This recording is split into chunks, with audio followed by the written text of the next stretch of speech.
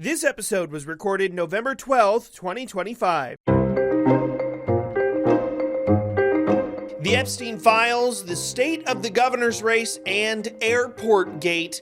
I'm Nick Reagan, and I'm sitting down with GOP political strategist Wesley Donahue to talk politics in this episode of We the Palmetto. We talked to Lowcountry voters. Trump was in true campaign form. Voting is officially underway. Joe Biden spoke here in the heart of downtown. Thank you for having me. I appreciate it. Joining me now is Wesley Donahue. He is a political strategist here in South Carolina, as well as the former CEO of Push Digital, and then now running Donahue campaigns all throughout South Carolina. You've been in the game for a while now. Yeah, I'm 45. I started when I was 15 in politics. Well, for folks who haven't yet had the opportunity to work with you or to know you publicly, because you're often behind the scenes with these campaigns, talk to me just a little bit about some of the people that you've worked with, some of the campaigns that you've worked on.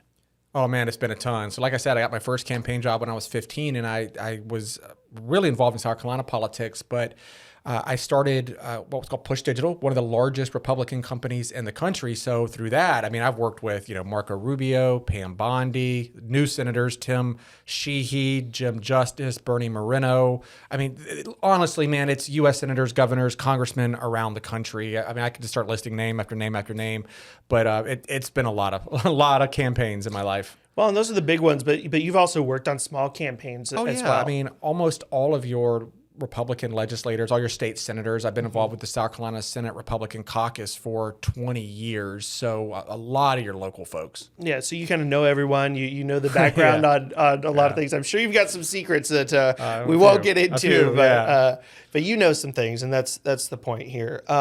Can we first just talk very briefly about your Twitter account right now? You're kind it's blowing up today, isn't it? You're kind of locked into a war of words with Representative Nancy Mace. It seems like you guys are tweeting back like song lyric. Kendrick Lamar? I was tweeting Kendrick Lamar lyrics this morning from the gym. She took it personal and thought it was about her. But look, Nancy Mace thinks everything's about her. Everything's a conspiracy to get her. She's always the victim from someone trying to reach out and take her down. So it's just I don't know what soap operas come on Channel 5 these days. I haven't watched them since like my childhood with my grandma. Yeah. But I remember like Days of Our Lives, and that's Nancy Mace. Like every day is a new episode of the Nancy Mace soap opera. Yeah, you got to keep her Twitter notifications on Notify just to keep up with her. Yeah, dude, she's wild. I think your last tweet that I saw before we came in here was what was it? Squabble up or something? Oh yeah, another Kendrick Lamar. Lamar. She's throwing out a lot of threats and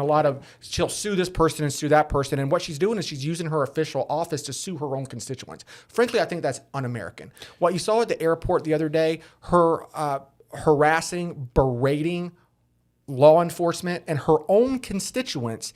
And then when they speak out against her, she comes and says, I'm going to sue you. A representative of the government suing the constituents for speaking out is authoritarian and un-American. Well, I just wonder, this is obviously going back to a couple weeks ago when she arrived at the airport and security was not in the place that she thought they would be. It to me sounds like a communication mix-up 100%. Between her employees 100%. And the airport, right?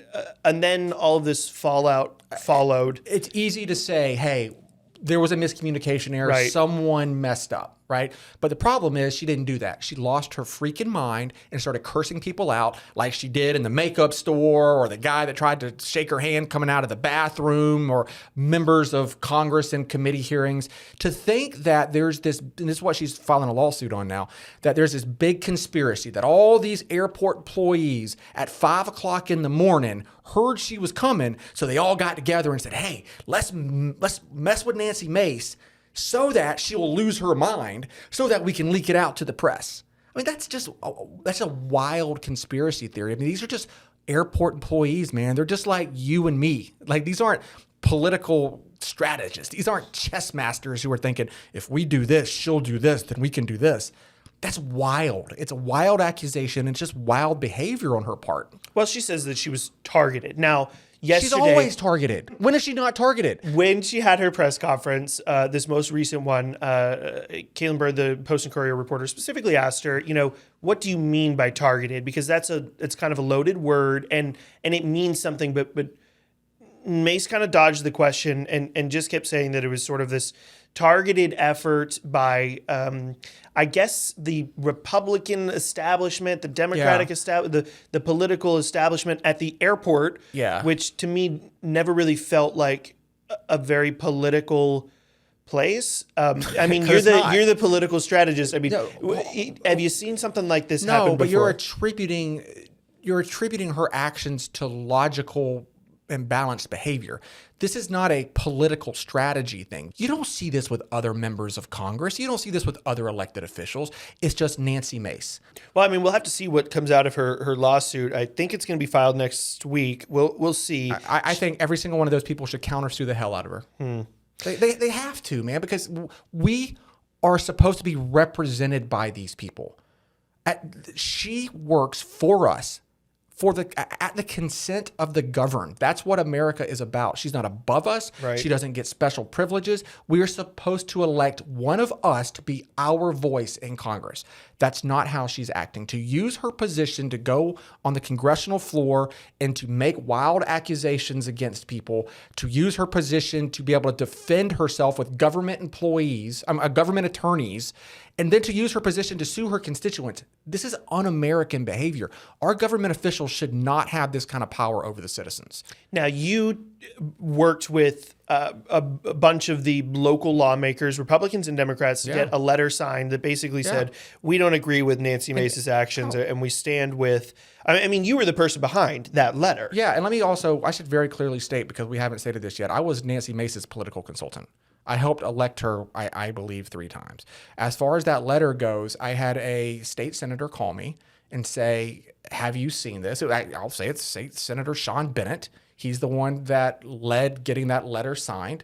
Sean calls and says, this is crazy. What should we do about it? I said, well, you should just say something publicly. He said, do you think other elected officials would like to say something publicly? I said, I don't know. I can start making phone calls. I started making phone calls so that was the night before we had that conversation. At 5:30 in the morning, I started sending around emails, texts, and started calling people once I knew they were awake. And by noon, I had close to 70 elected officials not attack Nancy Mace, just say, we support the airport. And here was the other thing that was wild. She went on Fox Business that gets broadcast globally and says, this airport is not safe to fly in and out of. Man, her entire district's based on tourism and hospitality. She's telling the world, don't come to Charleston. She's screwing not just with the airport. She's screwing with every restaurant, every hotel, every waiter, every bartender. She's literally saying, don't come to this area. And I thought that was just completely wrong, and so did these elected officials. Well, and I think, I think that this story wouldn't be as much of a story if it had been sort of that one-off incident where there was a confrontation between Nancy Mace and police, and the next day, quite frankly, she could have said nothing, or the next day she said, I apologize for my behavior, but there are some issues to bring up, right? I mean, again, as somebody who is working with campaigns on messaging, what would you have advised? I would have advised her to take ownership like an adult. Like, I would advise her the way I advise my 3 little boys, 6, 8, and 11. I would say, when you screw up, you admit that you screwed up, you say you're sorry, and then you move on. You try to do better in the future. But Nancy Mace doesn't act like an adult. She acts like a chemically imbalanced nut job.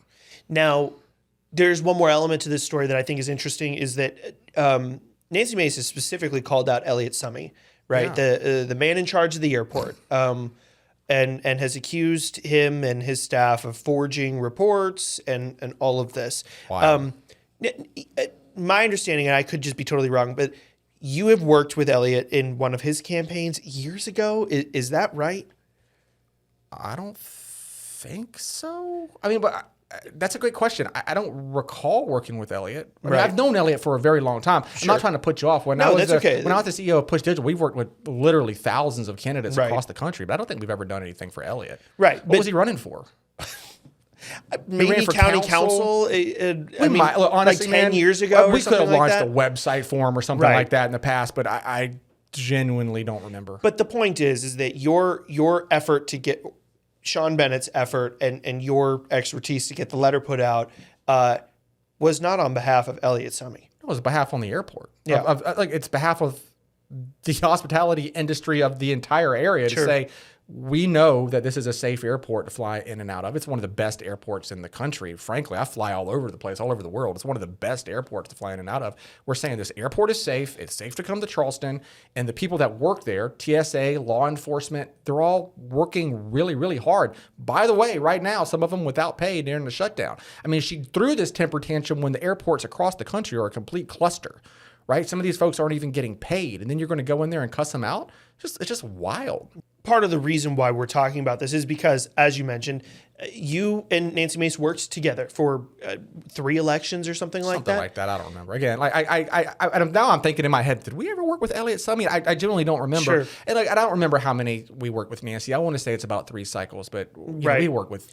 But you have knowledge of how things work behind the scenes. You have knowledge of who she is as a person beyond just a candidate. Yeah. I mean, what is sort of your assessment of this situation, but also of Nancy Mace now in 2025? I've been very careful not to talk about my work with Nancy Mace. Right. So I'm not going to tell any stories. I'm not going to criticize her from when we worked together because I just don't do that with past clients. I will only talk about what I have seen since I stopped working with her. Nancy Mace was not like this before.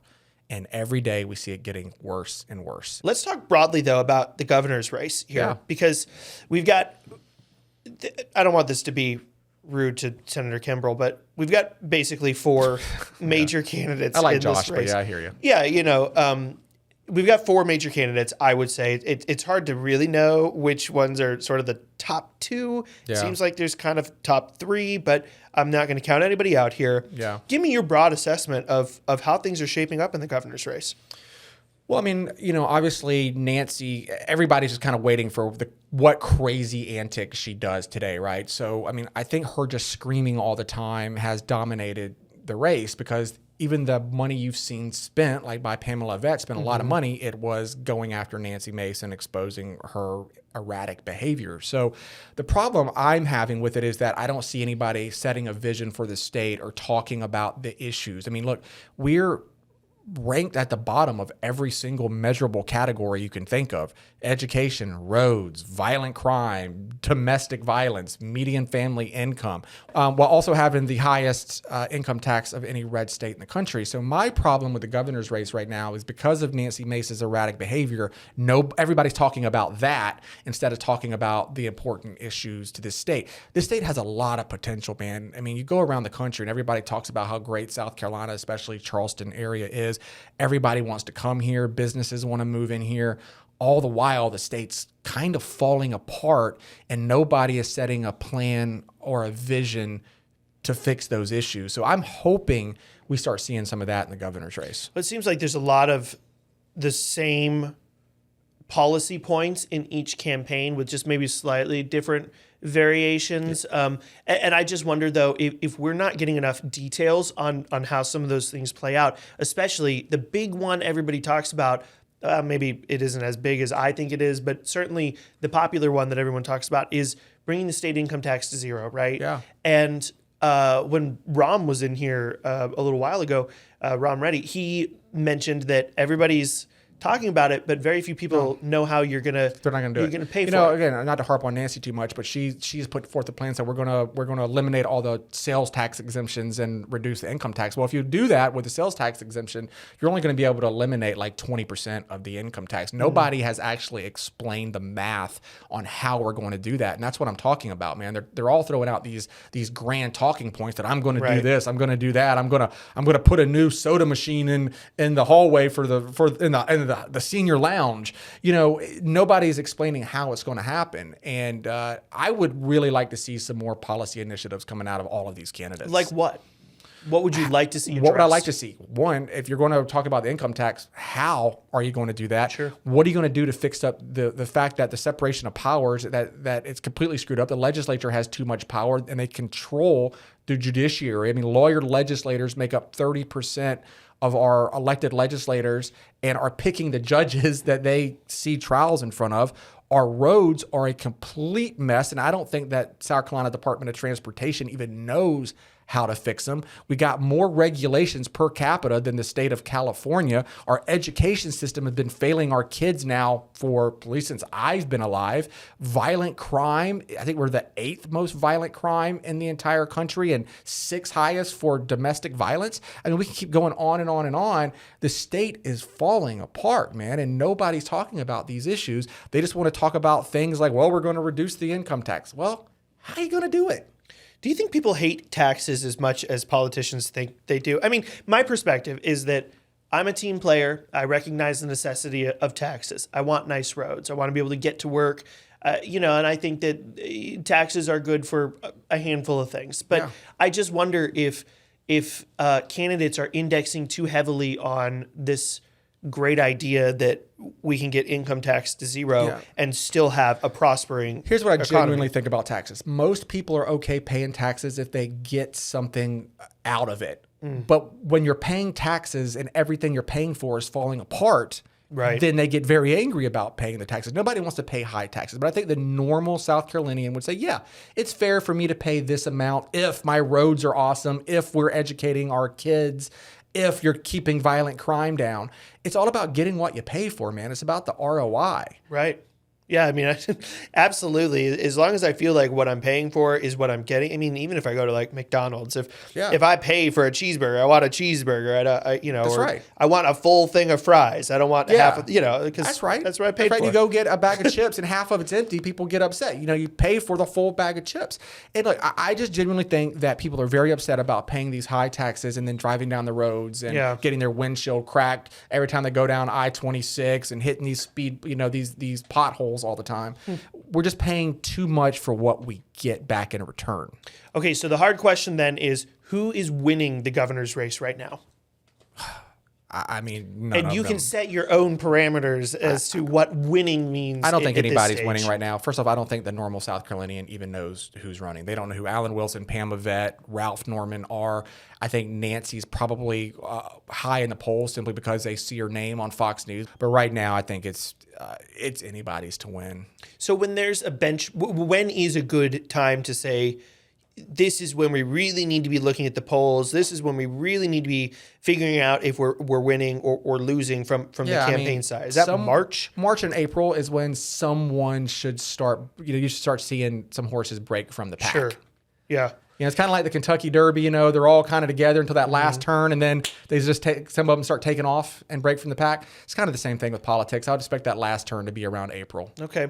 Do you think there's going to be a deciding factor, or if there is one, what would that deciding factor be that gives one candidate the edge over the other? I mean, obviously, we cannot discount Donald Trump's endorsement. If he comes and endorsed, that is putting a finger on the scale. But, I haven't talked to anybody at the White House about this, but I would worry if I were them about, you got Alan Wilson, his dad's Joe Wilson, a congressman. You got Ralph Norman, who's in Congress. You got Nancy Mace, who's in Congress. And the numbers in Congress right now are really, really tight. Right. So, again, if I'm the White House, I'm looking at South Carolina like, well, we got some legislative initiatives that we got to take care of, and we don't want to go pissing off.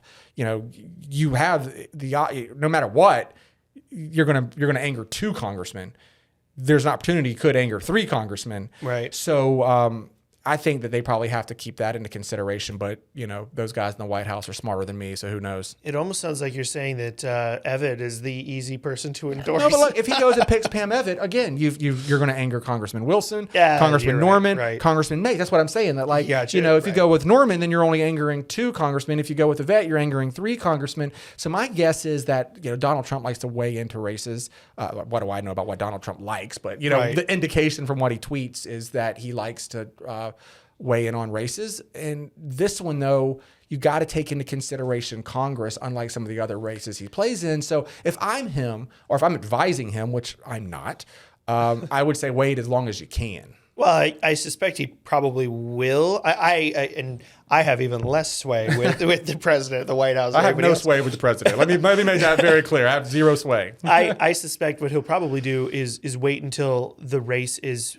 almost over, and maybe there's a clear leader. Yeah. If there ever is a clear leader, or he might stay out of it altogether. Yeah. The other factor I will, outside of Trump, is I've been involved in politics since I was 15, 30 years. I've never seen an environment this anti-establishment, anti-incumbent. The electorate is very angry right now. Just straight pissed off, if I can even say that. Sure. On the podcast. This is not an environment where if I were part of the establishment, I would be wanting to run. If I was part of the establishment, I'd be very scared right now. People are just very angry at the local government, state government, and at the Fed. So I think that definitely can't be discounted. If I'm any of these guys, I would be running a very anti-establishment campaign. Is there a world where these candidates for governor drop out soon enough that they could rerun for their current seat? Yeah. I mean, there's also because once they file in April or whenever it is, they're locked out of their own seat, right? Some of them. If they lose in the primary, they can't then run for. I mean, like two of them. Okay, which two? Explain it to me. Okay, so this is wild. We've never really seen this, but we are hearing from attorneys in D.C. that you can run for state and federal office at the same time. Oh. Specifically, we're hearing that Nancy Mace has asked for some opinions to run for Congress and governor. So in theory, Nancy and Ralph, I don't think Ralph would do it, but in theory, they could run for both seats. Josh Kimbrell isn't up for re-election right now, so he could stay in the state Senate. It's really Yvette and Alan Wilson who could not maintain their current offices. So what would have to happen is they would have to just not file for governor in March, and they would have to, they'd have to make that decision early. And honestly, Pamela couldn't anyway because Pamela runs with the governor. With the governor. So really, you're only talking about Alan Wilson. But I don't see Alan doing that. I mean, that attorney general's race is going to get hot also. Yeah. So I don't think Alan wants to stay in that's the one attorney that general's I'm office. deeply interested The one in. that I keep my eye on is Nancy because I think she will file for Congress and governor. How does that, I guess, what is the current norm? Have people done that before? I've never seen anybody do it. Because I thought that once you, but it is a federal office, not a state one, but once you file for governor, you can't run for You cannot run for two state offices at the same time. If she's defeated in the primary, is that when she would effectively declare that she's... No, she would have to run for the primary for governor and Congress at the same exact time because they're on the same date. That's right. Which she could do. Or she might not even run for Congress, just file and have her name on the ballot and hope people elect her. But there's going to be a lot of people running for this congressional seat. You're going to have 10 people in this race. Yeah. But I have every reason to believe that Nancy's going to run for governor and Congress. Huh. Yeah. It's an interesting thought, isn't it? People have been asking me about that, and I'm like, well, I think technically the rule is you can only run for one seat at a time, and if she loses in the primary, like she's already locked out of her seat. Yeah. But I guess, so are they waiting for like a federal court to make that distinction? No, there's no court. I mean, she just got from what I'm being told, that she has got an opinion from the NRCC, the Congressional Committee, saying that she can file for both at the same time. And just to confirm, you have not seen that happen anywhere else? I have not. Well, again, it could very well have happened across the country somewhere. I've never seen it happen in South Carolina or any race that I've been involved in. Huh. Yeah. That's crazy. Yeah, I mean, that would definitely be interesting. Let's talk about the Democrats for just a moment here. Are there any? There are. There are at least two right now. Your gut reaction, do Democrats have any chance whatsoever of winning the governor's race? Zero chance. Zero. Not even like a couple percent. There's zero chance that they can win. Why? That's the numbers aren't there. But why aren't the numbers there? I know that's like a silly question. But in my this population, man. I mean, sure. Like, you look at some of our neighboring states like North Carolina and Georgia, but they have these large urban areas with large African-American populations. So like in Atlanta, for example, or Charlotte, that could throw those states They just way. index super heavily in one area. So that's why those southern states can go Democrat. We just don't have the numbers. It's purely a mathematical thing. The Democrats just don't have the numbers, and the African-American population isn't as large as it is in some of those areas like Atlanta. So the numbers just aren't there.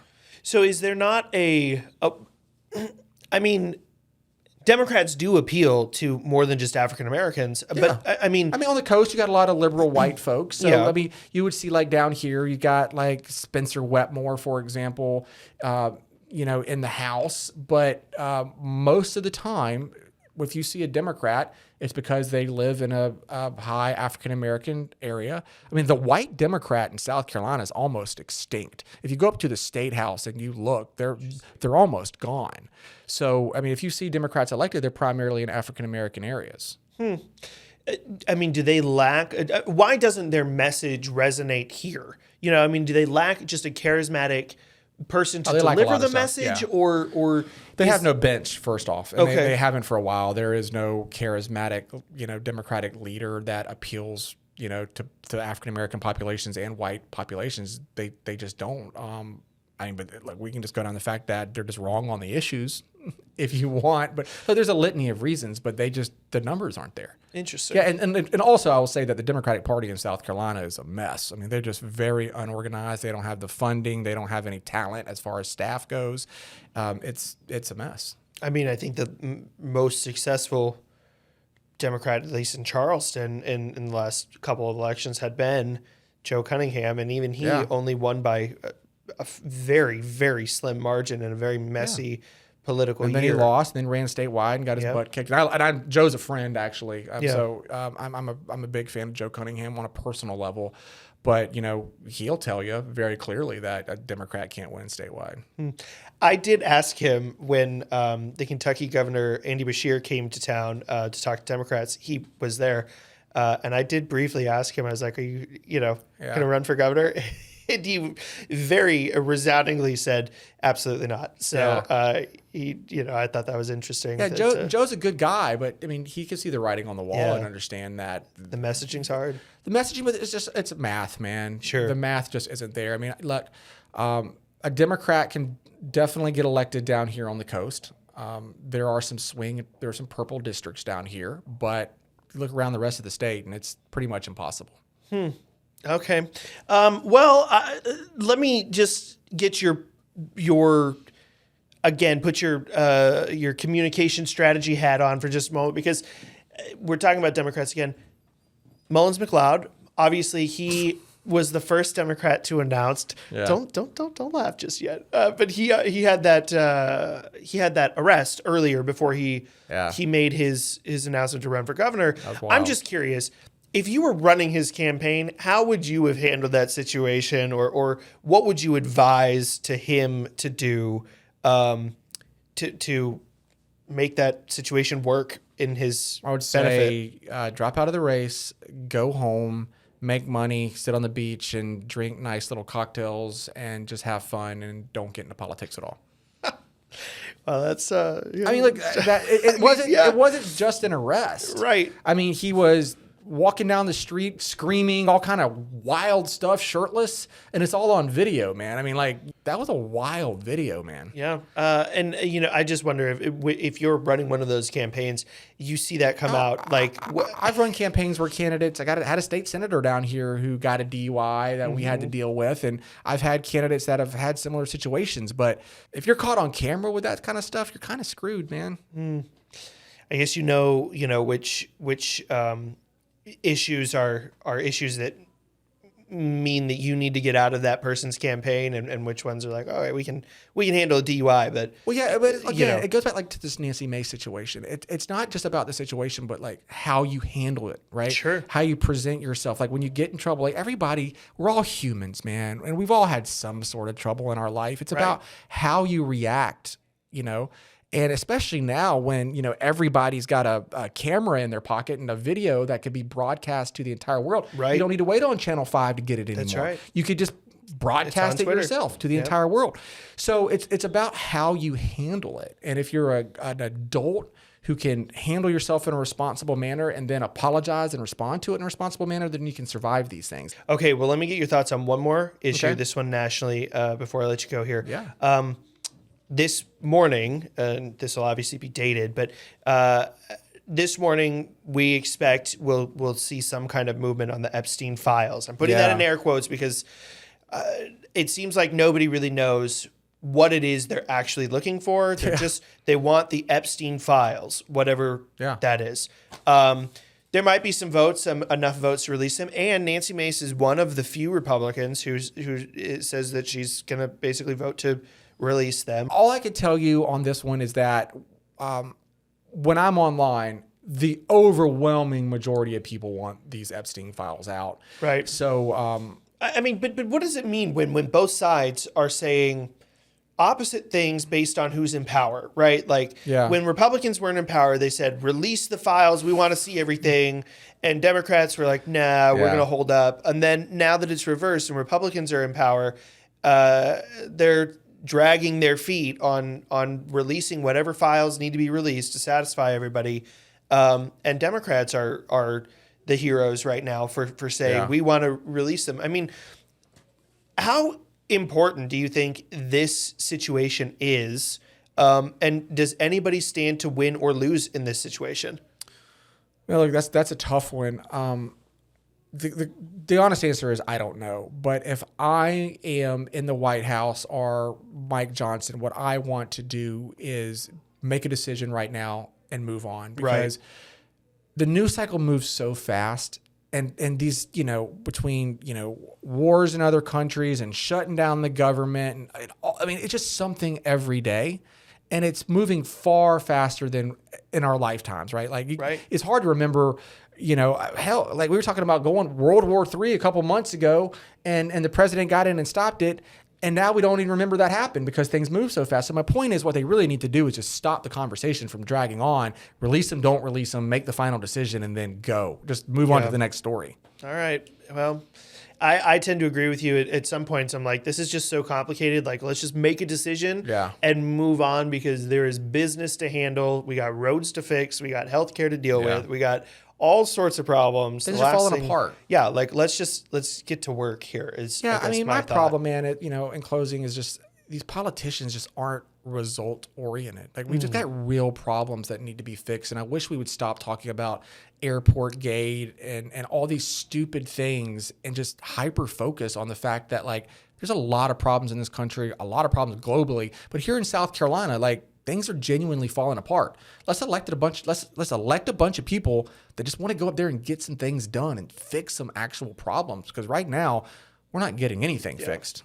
I'm kind of tired of seeing lawmakers making social media clips from the Capitol while the government is shut down. And I don't want to see that. I want to see you working. Let the teenage girls do TikTok, man. Go up there. There's this old saying that children should be seen and not heard. That's how I feel about our elected officials. Oh, I had heard that about children is something my father would say, but I agree with you. It's probably more apt for politicians. 100%. All right.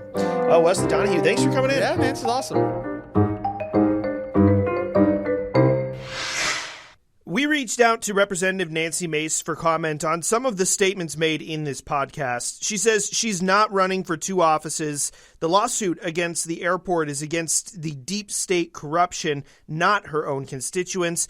And in response to her behavior, her team says, quote, if refusing to bow to the good old boy system is considered acting crazy, then we hope the entire state of South Carolina catches the fever.